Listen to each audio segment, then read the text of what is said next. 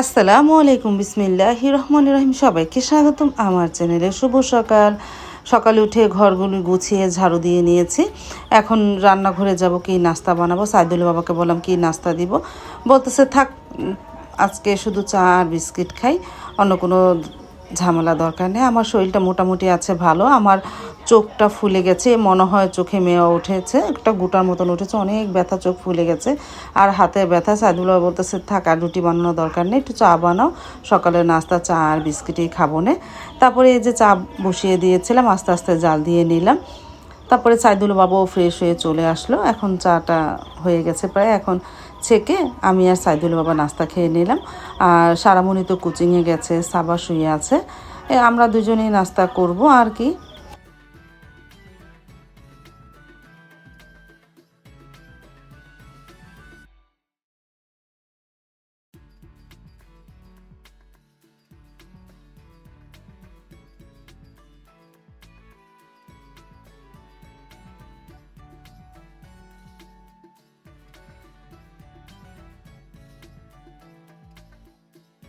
চলে আসলাম ড্রয়িং রুমে, চা নিয়ে আমি আর সাইদুল বাবা খেয়ে নিলাম।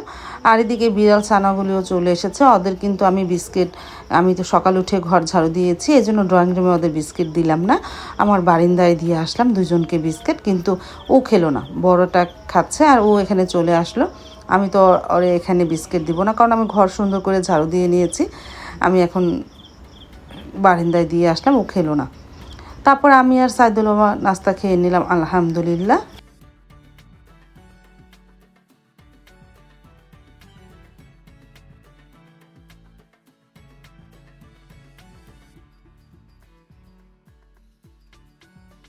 নাস্তা খাওয়া হয়ে যাওয়ার পর তো অনেক কিছু জমে, চাল ভিজিয়ে রাখলাম, এগুলো ধোয়া পাকলি করি।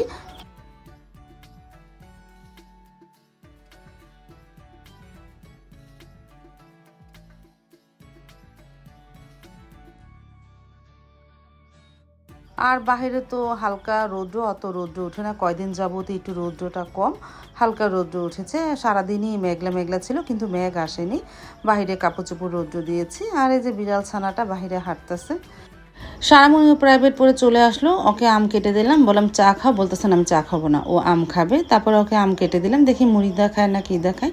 আমি কেটে ড্রয়িং রুমে রেখে গেলাম। তারপরে সকালে নাস্তা খাওয়ার পর যা জমেছে সব কিছু ধুয়ে নিলাম। এই যে সারামণিকে আম দিয়ে চলে আসলাম।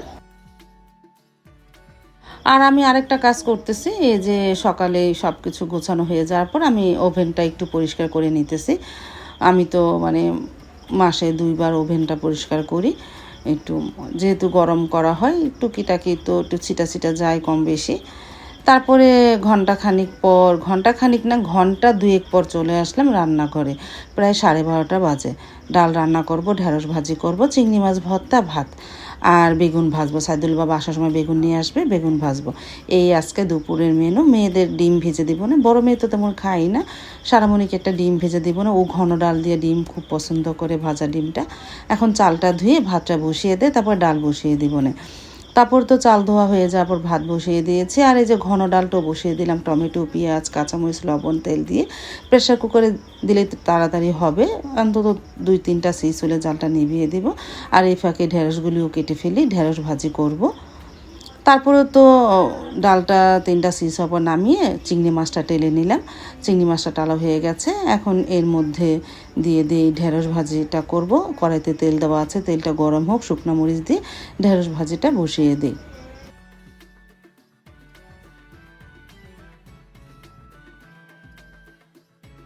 শুকনো মরিচটা ভাজা হলে এখন ঢেঁড়স ভাজিটা বসিয়ে দিয়ে সাথে লবণ, পেঁয়াজ, কাঁচামরিচ সবই দিয়েছি।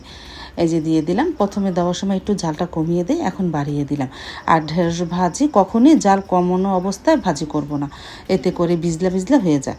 আর ঢেঁড়স ভাজি যখনই করুম, চুলার হিটটা একটু হাই হিটে দিয়েই করব, তাহলে ভিজলা ভিজলা থাকবে না, আর ভাজা ভাজা মতন হবে।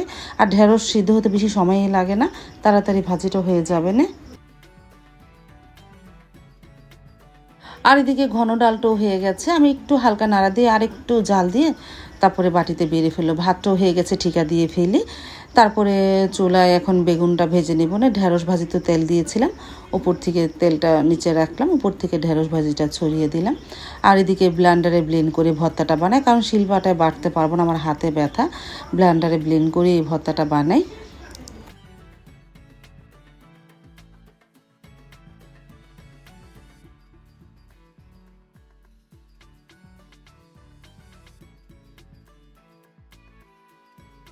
ভর্তা বানানো হয়ে গেল। আজকে ভর্তাটা একটু ঝাল ঝাল করেছিলাম, আলহামদুলিল্লাহ।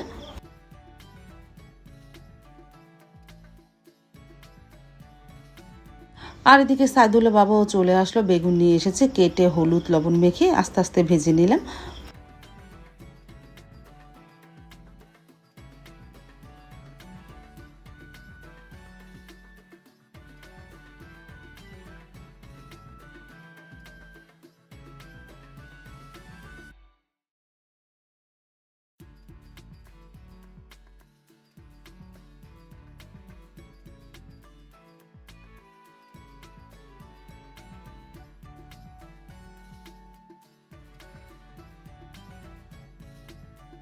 আর এদিকে খাবার টেবিলে খাবারটাও নিয়ে চলে আসলাম। এখন প্রায় 2টোও বাজে নাই, খিদে লেগে গেছে। সকাল তো শুধু চা বিস্কিট খেয়েছিলাম। তারপরে এই যে সাইদুল্লাহ বাবা আর আমি খেতে বসে পড়লাম। মেয়েদের ডাক দিলাম, মেয়েদের মানে সারামণিকে ডাক দিয়েছে, বলতেছে একটু পরে খাবো।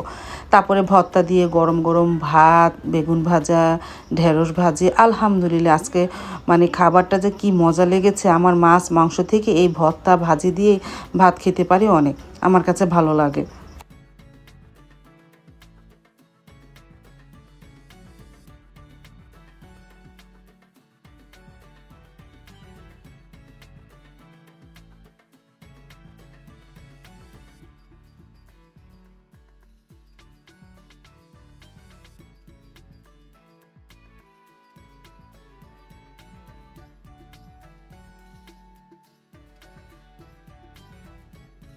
আর ঢেঁড়স ভাজি তো কোনো কথাই নেই, আমার ঢেঁড়স ভাজিটা অনেক ভালো লাগে। সাথে নিয়েছিলাম বোম্বাই মরিচ।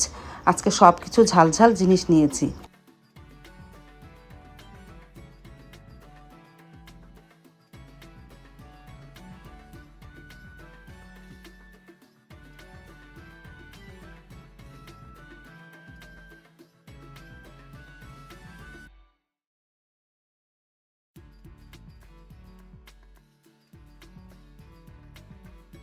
সবার শেষে ঘন ডাল নিয়ে খেয়ে নিলাম, আলহামদুলিল্লাহ। আর বেগুন ভাজাটা তো গরম গরম ছিল, খেতে যে কি স্বাদ লেগেছিল।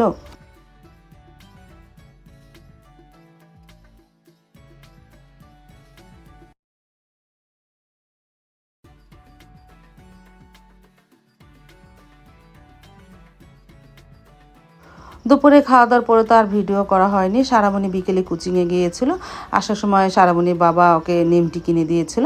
আমরা সেই নিমটি বসে বসে খাচ্ছি, আর বিড়াল ছানাটাও আমাদের সাথে বসে বসে খাচ্ছে।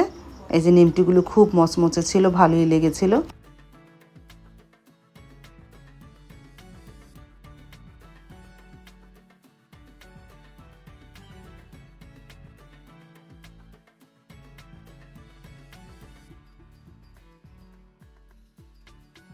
তারপরে সন্ধ্যার পরে চলে আসলাম একটু রান্নাঘরে, মাগরিবের নামাজ শেষ করে।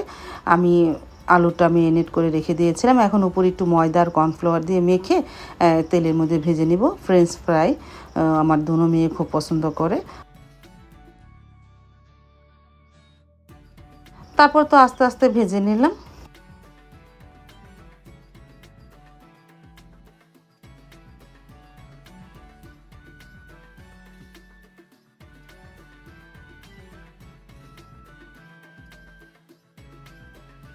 আর সাইদুল বাবা আজকে দুপুর দিক দিয়ে লটকনও এনেছিল, কিন্তু আমি লটকন অতটা পছন্দ করি না, মোটামুটি খাই, কিন্তু অনেক টক ছিল। আমি আজকে একটু খেলাম একটা, আমি একটা খেয়ে আমার মুখ একদম টকে ভরে গেল।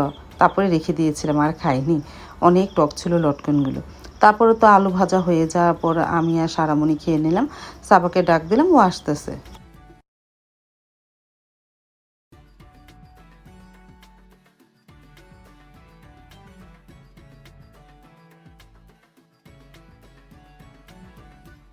আজ তাহলে এই পর্যন্ত, দেখা হবে আগামীকালকে নতুন আরেকটা ব্লগ নিয়ে। আল্লাহ হাফিজ, আসসালামু আলাইকুম।